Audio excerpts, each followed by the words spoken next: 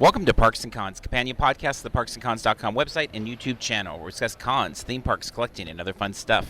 It is June 12th, 2022.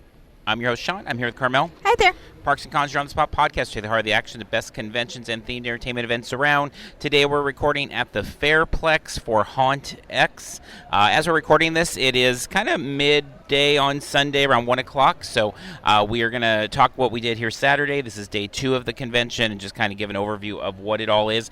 In addition to, for those who are audio-only listeners, there's a video version of the podcast that you can kind of see some backdrop that Carmel did of just kind of giving a feel for the floor, and then also we did a whole separate video that should be up on the YouTube channel by the time this airs, so that you can kind of check out, things we picked up and just the overall feel for what the con offered, because like many of the Halloween shows, visuals are a big part, I think, of this show, and so we have those to offer as well. So let's talk a little bit about just some of the logistics of the show itself. It is at the Fairplex, and it's just Fairplex or the LA Fairplex. I always struggle with what we call it Fairplex. these days. It used to be the Fairplex of Pomona, it was the Pomona Fairplex, and then now it's just Fairplex, not the Fairplex, not anything related to Pomona. It's just Fairplex. Okay, got it.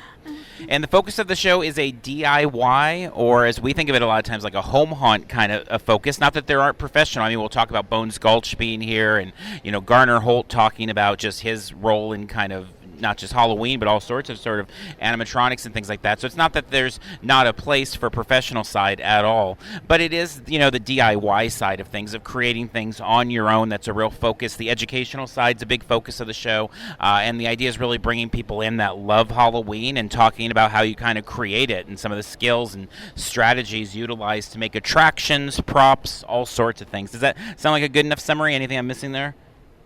I think it's a good enough summary. I mean, obviously there's things on the floor like candles, and there's stuff on the floor of like workshops on how to do the stuff. So it kind of ranges, but I think good point. There is an exhibit floor, and we'll talk a little bit more about that in a minute. But that you can go buy your Halloween T-shirt or whatever as well. So there's that side of it. Additionally, it is in. I believe this is it's one of the silos. It's the same place I think Anime Impulse. Building 9. So it's in Building 9. It takes up about half of it, which includes 2 panel rooms. So they have room A and room B. Those are on the floor in kind of the second half of the building, and then they also have one kind of snack bar type location inside as well. That was one of the challenges just in general, is there wasn't really food open this weekend in terms of like the booths, and so without in and out privileges on parking, that was a little bit of a challenge, because the booth that they do have serving food, it's like snow cones and ice cream, popcorn, things like that, but not like if you wanted to get a sandwich, you kind of needed to either bring it in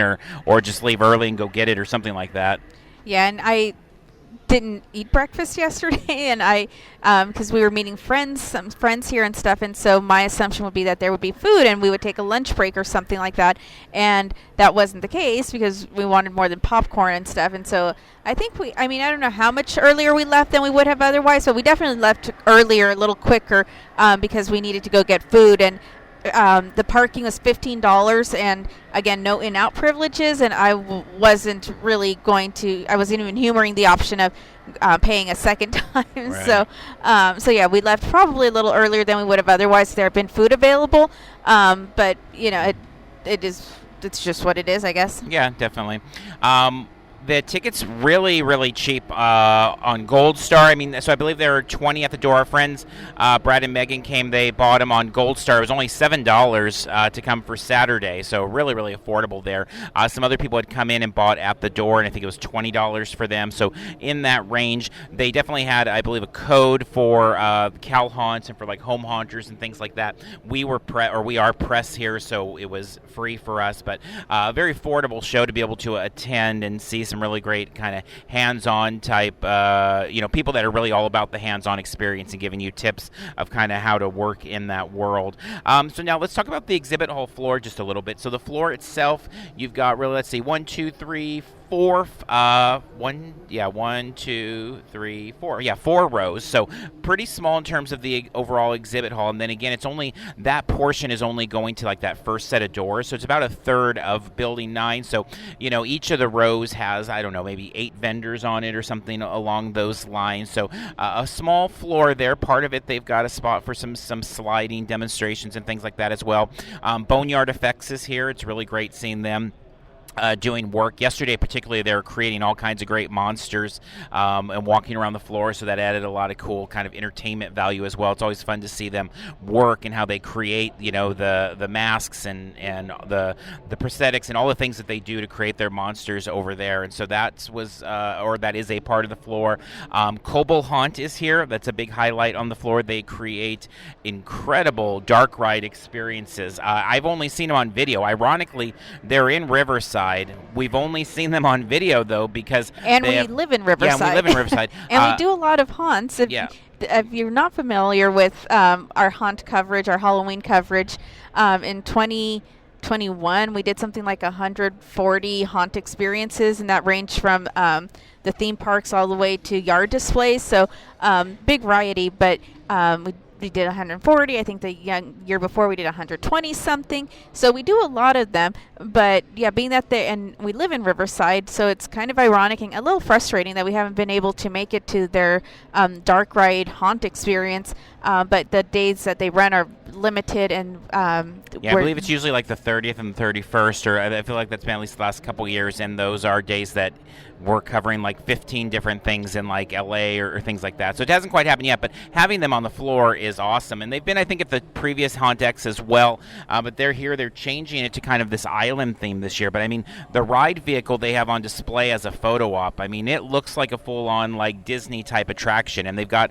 some of the controllers on display there. They're also part of the IE Haunt panel and stuff. So a really great exhibitor to have on the floor for a lot of entertainment and value all in those ways. Also Haydenville Haunter here, which is a haunt we've talked about before on the podcast for a few years now. We love the work they do. They're based out in Moreno Valley, and they've got this fantastic photo op here. And Darren was giving me a lot of details about things planned for this haunt season, and it sounds like really exciting and really fantastic. So it was neat to see just a little slice of it here so early to kind of tease what he's working on over there. So definitely a plug to follow along with them on social media as well to see what comes of it. But they've got a great photo op, and I think everybody here has kind of been at Kobold and over at Haydenville to do their photo ops, whether you're a monster, a cosplayer, or just a regular guest. They're both fun kind of experiences on the floor to be able to stop by. Coffin Creek, this is a professional haunt, but one that we've enjoyed quite a bit over the years over in Corona. So you can sense a kind of a theme there in terms of the exhibitors. A lot of the kind of IE, or the representation of the haunters is mostly IE in terms of like on the floor. But Coffin Creek is a fantastic experience that we've had many times over the years with a variety of different haunts. Sometimes they've got a hayride involved as well and all of that. They've got, I think, like 2 booth spaces and a couple monsters wandering around as well. So it's been nice. The show itself has been it's not a crowded show at all. So I'm not sure about like the behind the scenes in terms of like the metrics of, is the show profitable, or like we always hope that exhibitors are doing well and the people running the shows are doing well, but there's a lot of room to move, and with that, it's kind of nice having the monsters interspersed to kind of give their little scares and take photos and video and all of those types of things. Yeah. So if you've listened to us before during haunt stuff, you know that I generally don't get scared with monsters, and I don't jump, and it's very rare that I get startled or anything. And I don't think I even told you yesterday when I was going around doing video, I was focused on my phone and like wasn't at all in the haunt mode. I was just like to focus on getting video, and one of the scare actors did jump up and like yell in my ear, which partially it's startled just because there's a loud noise in my ear, but I actually did jump yesterday, which is a rarity for me. But I don't know if it totally counts because, like I said, it wasn't like it's not the normal environment. But yeah, I got startled yesterday by one of the scare actors. That is an incredibly rare experience. So yeah, that would have been worth. We were here for press, so we didn't pay for a ticket, but that would have been worth the price of admission alone for that experience. Yeah, I love seeing Coffin Creek here in the photo ops. They've got the whole kind of asylum type vibe going with what they've got on display here and stuff, and so they're great to have on the floor as well. So those things all add of that kind of energy there and things like that.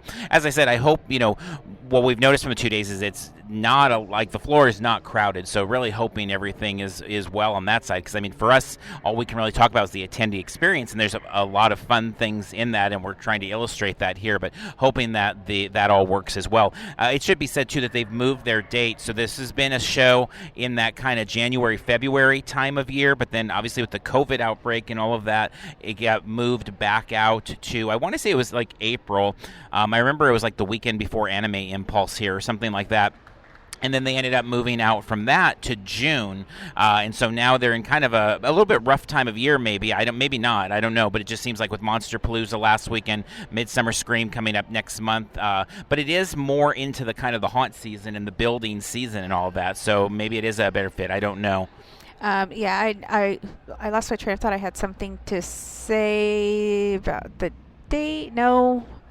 Oh, crap. I forgot my train of thought. I had a thought. If it pops in my head, I'll mention it later. But beyond that, in terms of the floor, I mean, like, as you said, there's stickers and dolls and paintings, and Midnight Candles is here with incredible stuff on display there as well.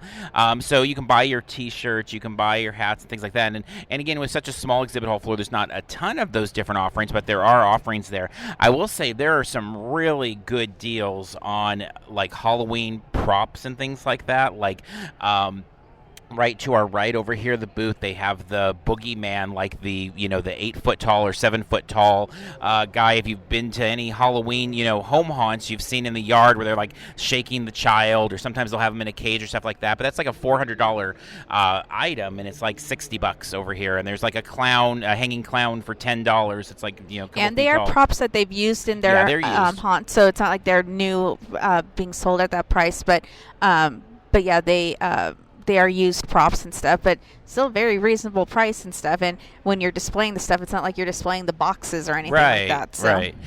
Some masks. There's another exhibitor over here. I noticed they had a Ghost Town Streets shirt. They didn't have a sign that I saw in terms of their name. I mean, they're adjacent to Doomstones, or maybe they're all part of one booth, actually, Doomstones. I don't know.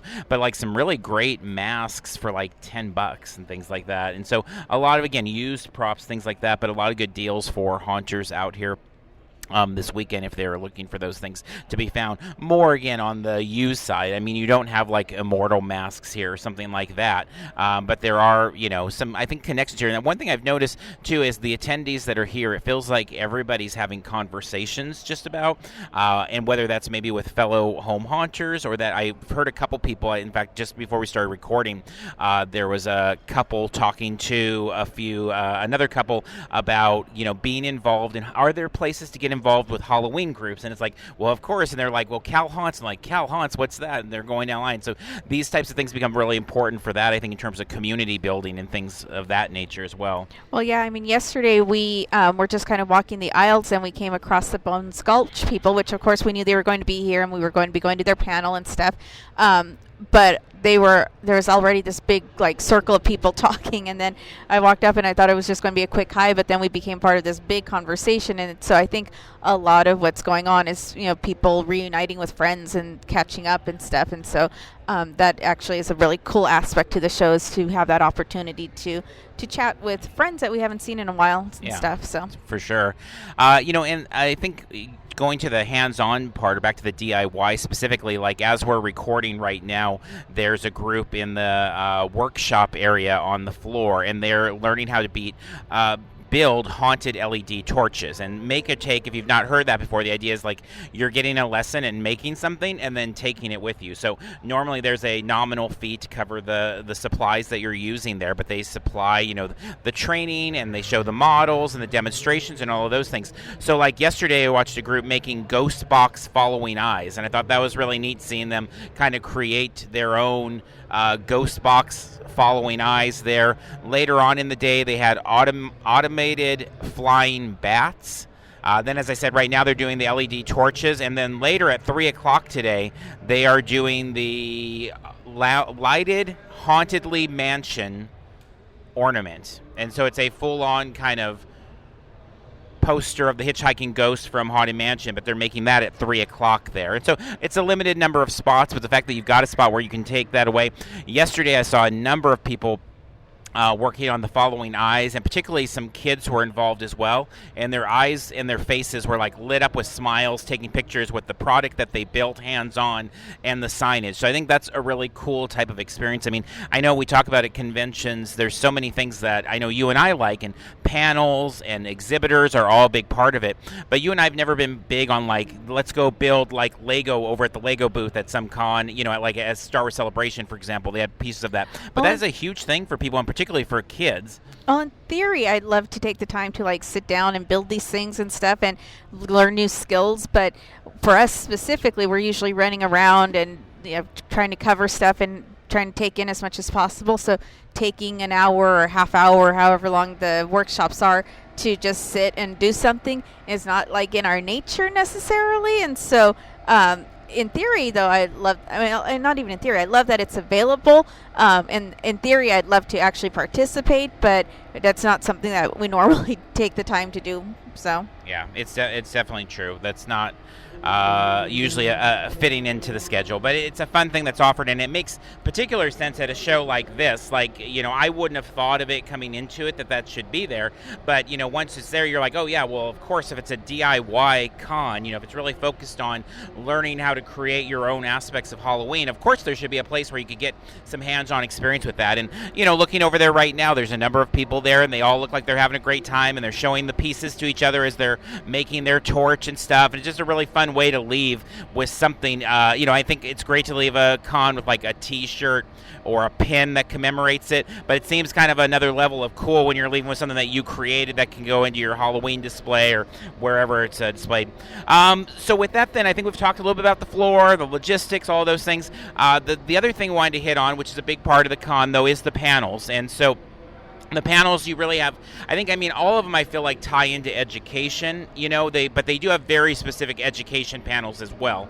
But they also have some, like I said, like something like Garner Holt talking. So some that I know caught our eye, or maybe let's just talk, like, first off, just with Bones Gulch was a panel that we wanted to make sure to see. And I know we had a podcast with the team from Bones Gulch where they talked about the reveal of the haunt that they're building, this new pro haunt out in Castaic, and then they were here doing another panel and going into kind of an update and some of the, you know, where they're at now. They revealed the storyline of this kind of old west town and how that's fitting into Castaic and how they're kind of building in the geography of the location into it. But it was great to see them and hear a little bit about where they're at, but also for people that were in the room or in the panel, you know, cutout that they have here that maybe aren't aware of where Castaic is, or maybe they're not clear on, you know, what Bones Gulch is, because it's a brand new haunt bursting onto a scene where you do have Universal Horror Nights and you've got Scary Farm. I mean, there's a lot of people out there for them that Halloween, and we saw that particularly in 2020, where for them Halloween is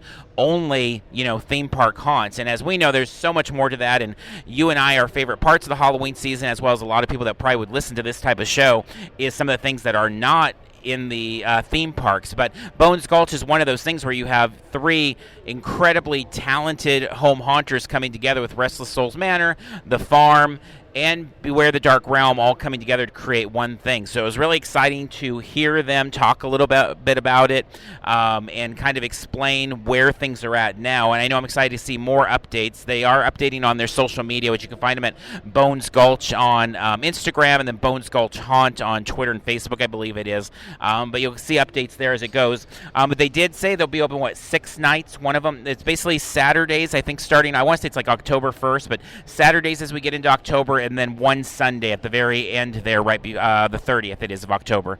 Yeah, and it was cool to have them discuss kind of what their processes are and what.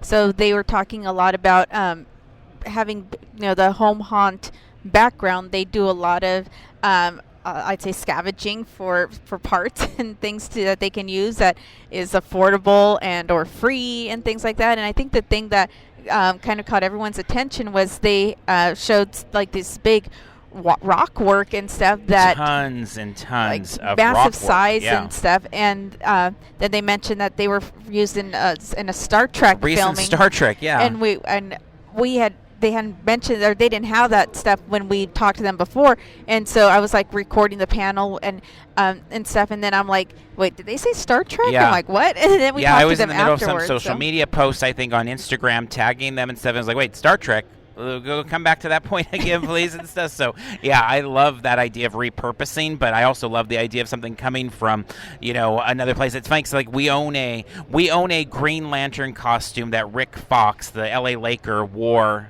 to a Halloween party. So, like, the weird is like totally up my alley. And so not that a Star Trek rock from a Star Trek is that weird, but I just love the idea that it's such a kind of different thing that's going to be repurposed to now be part of this incredible haunt experience as we come to October. I guess Tim had seen it somewhere near where they live and where Bones Gulch is, and I guess there's lots of recording studios and stuff, and he had seen it, and so he like talked to them, and they gave it to them basically, and they had to like haul these big rocks that now is basically forming the Gulch of Bones Gulch for October, and they were able to get that without having to pay anything. They just had to deal with the labor of like moving it, and they were massive. And we saw, I don't know if it was a part of the presentation or we saw it after, but they showed us pictures of their trucks with these massive. Yeah, you can find it on their social media. If you go to their Instagram, there's some pictures there.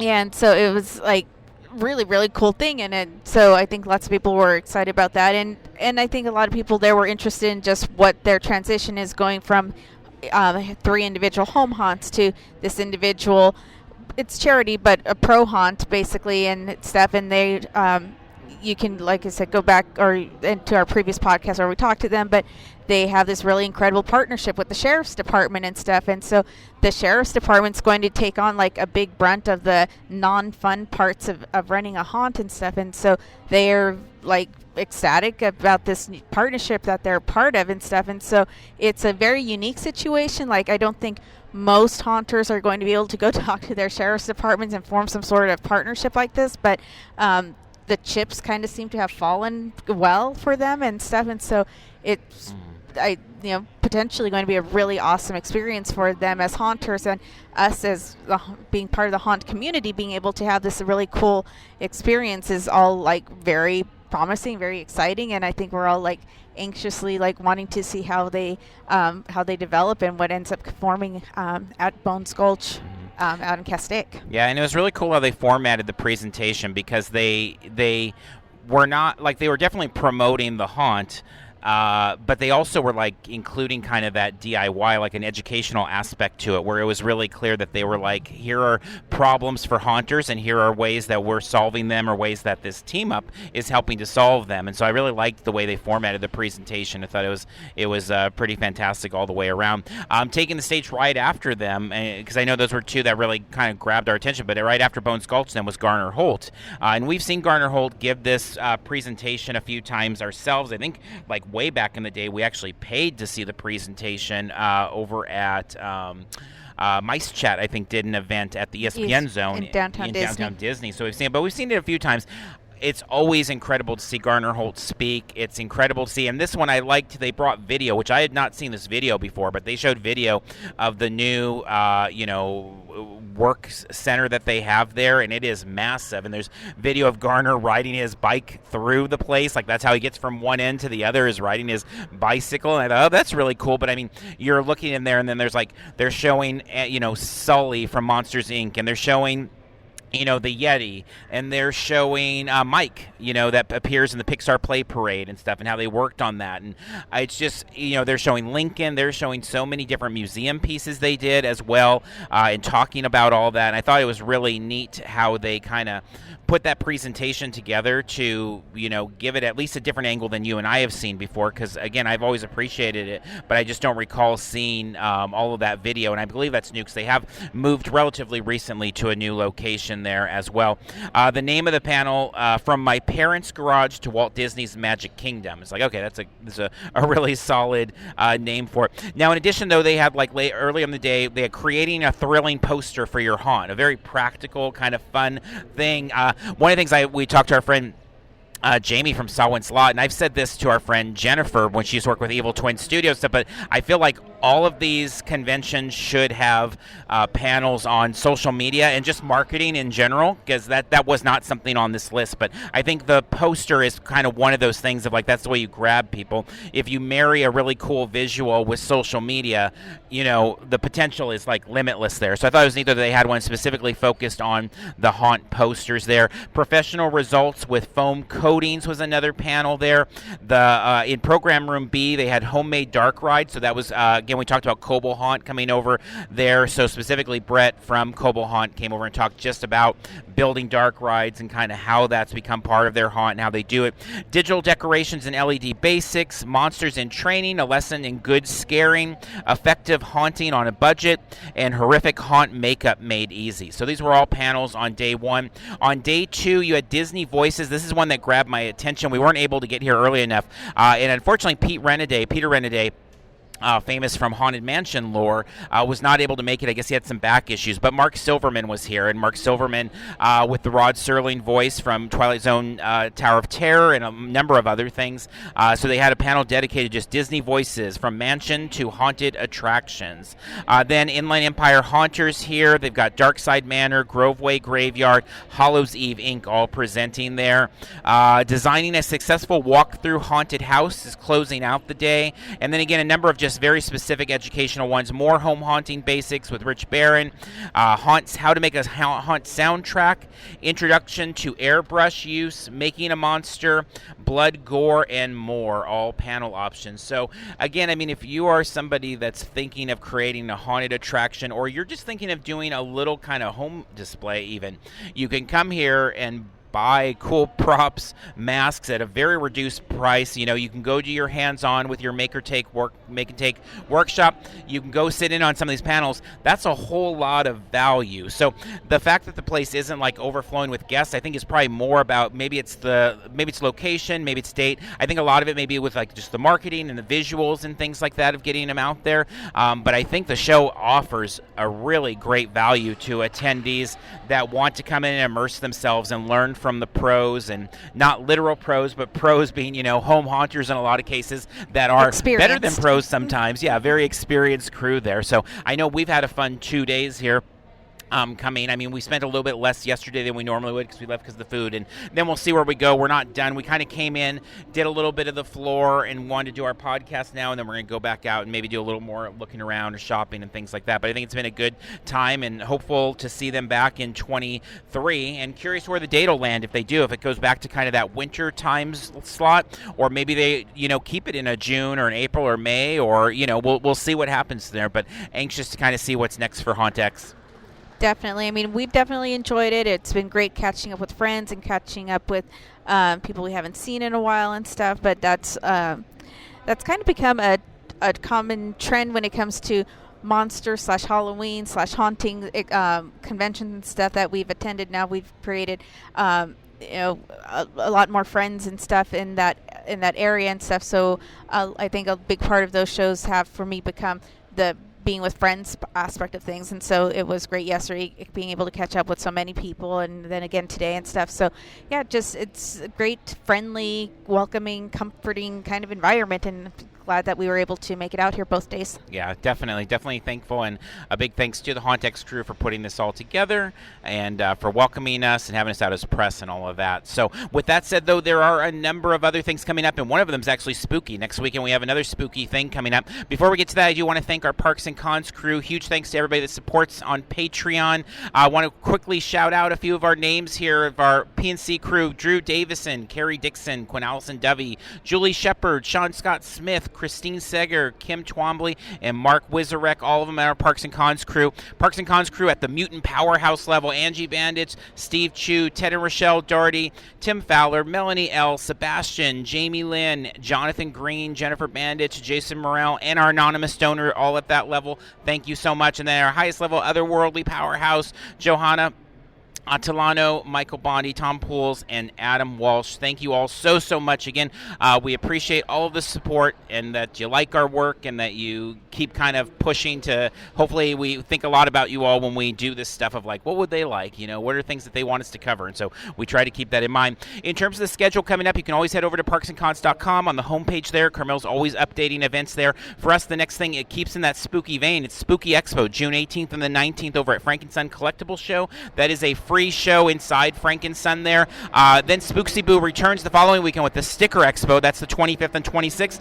Anime Expo, the Mega Con, coming back to the LA Convention Center after a long time away, July 1st through the 4th. Hollywood Show returns with its autographs opportunities July 1st through the 2nd. Near Mint Sunday, one of the best small comic shows I've been to in a long time. That's July 3rd. Torpedo Con, one of the best kind of high-end comic shows I've ever been to, with incredible wall books there, millions and millions of dollars of comics. July 16th through 17th, that's the Palladium in LA. Disneyland is celebrating their anniversary on July 17th, and we will be all in on Comic-Con July 18th through the 24th. If you've not left us a review for the podcast, we would appreciate you taking the time to do that. It really does help very much. Also, you can follow along with us in real time on social media at Parks and Cons on Twitter, Facebook, Instagram, TikTok, and of course, YouTube. Wrapping up from the floor of Haunt X 2022. Until next time, we'll see you in line somewhere.